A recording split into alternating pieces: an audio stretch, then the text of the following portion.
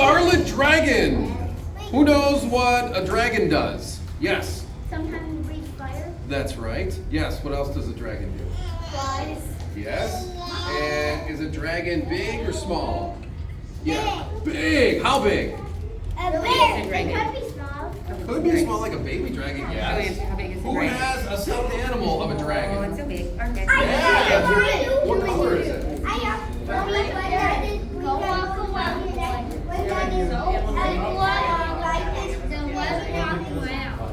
That's awesome. Yeah. I know you do. Yeah. All right, here we go. Someday, thought Sir George Gallant. Oh wait, we got to thank Prairie Farms. Prairie Farms. They gave us the milk today, the chocolate milk. I'm supposed to thank Prairie Farms, and they gave us the goldfish. So everybody wave to the camera. Say thank you. Thank you. Yeah, free stuff. We like it. Okay. This guy is named Sir George Gallant. I will be dubbed Hero of Wintermore. My portrait will hang in the Great Hall right next to my great-grandfather, Victor the Valiant. All I have to do is fend off a fierce George. Master Bruno snapped George out of his thoughts. You will not defeat a dragon by dreaming. How do you defeat a dragon? How do you beat a dragon? Yeah. With a sword. Yes, the sword can definitely help you. George knew his teacher was right, so George practiced his sword fighting and fire dodging. Who could dodge fire? I cannot. That'd be kind of scary. Who's played Mario Brothers? Yeah, they got a lot of dragons there. Yeah, Mario Kart, yeah. He repeated his courageous mantras. I am a brave hero, said George. I am not afraid of ferocious dragons. He's got all kinds of armor on.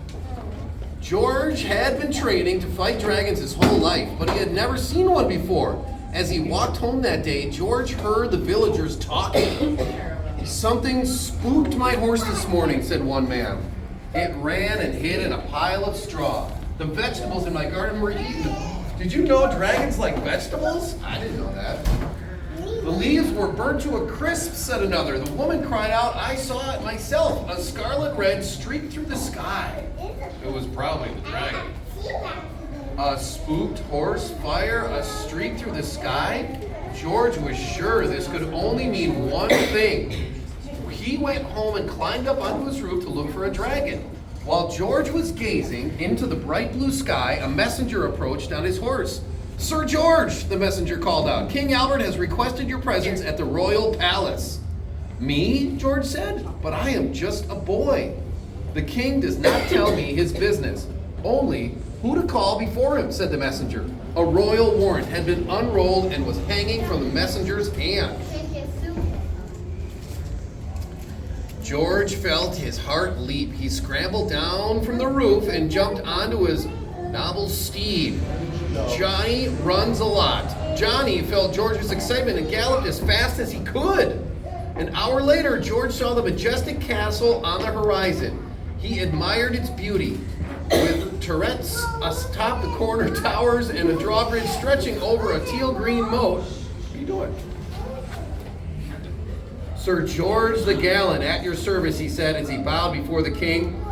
The time has come for you to be a hero like your great-grandfather, King Albert said. Sir George, there is a dragon on the loose. I ask you to defend Wintermere and save its people from its fearsome red beast. And if you are successful, your bravery will be rewarded. What do you think the reward is for defeating the dragon? Pet dragon. That would be awesome. I would love that. Maybe a sword? George was ready to fend off his journey, but first he needed to find the dragon, so he climbed the Whittemore watchtower and called out, Come out and fight, foul beast! George waited. He tried to prepare himself by practicing his sword fighting and fire dodging moves. Then he wondered if the dragon was very big or very fiery. George nervously mumbled to himself, I am a brave hero. I am not afraid of... Would you be like George and not be afraid of dragons? Pretty big. I don't know. Suddenly, George saw a red streak in the sky. He pulled out his sword, but instead of fighting the dragon, yelped. A small puff of smoke came out of its nose and quickly flew away. George scratched his head. This wasn't quite what he had practiced for, but he didn't want to miss his chance. He hopped onto his horse, Johnny, and galloped after the dragon. George followed the dragon all the way out of the village until it finally swooped down into a cave. George hopped off his horse and approached the cave entrance. He was ready to call for the dragon to come out when he heard a loud sniffling coming from inside. You know what? Maybe the dragon is Nice. scared. And he's a nice dragon. That's right. George tiptoed into the cave, hiding in the shadows. Snap! George stepped on a stick. The dragon jumped and quickly hid behind a boulder. This is it, thought George, gripping his sword. The dragon is cornered. This is my chance to become a hero.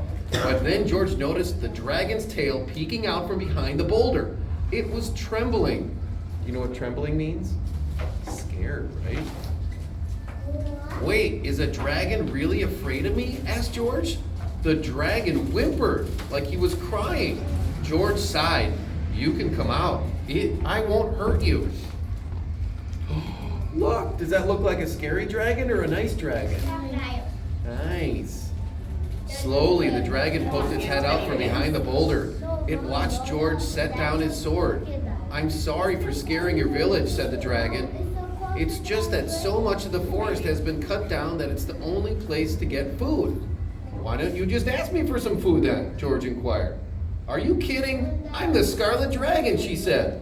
All people fear me, and all kinds of knights want to fight me so they can be called a hero. George blushed. Then he pulled a sandwich out of his sack and broke it in two. Do you think dragons like sandwiches? I bet they do. As George and Scarlet ate together, they tried to think of what to do. They talked about all the different ways the dragon could help the people of Wintermere. Then George had an idea. I've got it, George said at last. Come with me to Wintermere. No one will hurt you, I promise. And with that, Scarlet decided to trust her new friend, and she followed Sir George back to the village. When they arrived at George's home, he told Scarlet to hide behind his house. You can do this, he told the dragon. Just tell yourself, I am a brave hero. George gathered the villagers together. I have brought a powerful but kind friend to meet you, he said. She is here to help us, so from now on there is no reason to be afraid. Then he called to his friend. The crowd gasped as Scarlet Dragon appeared before them. Meet the new defender of Wintermere. The dragon's gonna help keep the village safe, I think. From that day on, the Scarlet Dragon flew above Wintermere, watching over the village, and every day she visited the watchtower, where her friend George brought a dozen sandwiches to share. Who could eat a dozen sandwiches? Nobody. Yeah, of course, yeah. One morning, King Albert called the two of them to his castle. George, you may not have defeated the dragon, but what you did was even better. Sir George the Gallant, I dub you the hero of Wintermere. Then he asked Scarlet to bow her head. And, Dragon, it is my pleasure to dub you Dame Scarlet, brave defender of Wintermere. From that day on, in the great hall beside George's great-grandfather hung a portrait of not one, but two heroes. The end. Yay! Okay.